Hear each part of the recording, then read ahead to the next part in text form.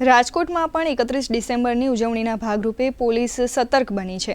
રાજકોટમાં 31 ડિસેમ્બરની ડાન્સ પાર્ટીની મંજૂરી માટે માત્ર 4 જ અરજીઓ આવી છે, જેથી મંજૂરી વિનાના આયોજકો સામે કાર્યવાહી કરવામાં આવશે।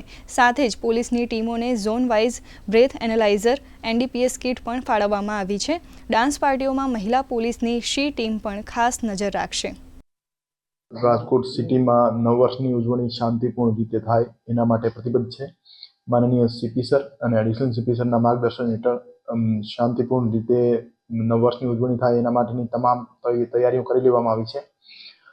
એના માટે વિવિધ પ્રકારની ટીમોનું ગઠન કરવામાં આવ્યું છે।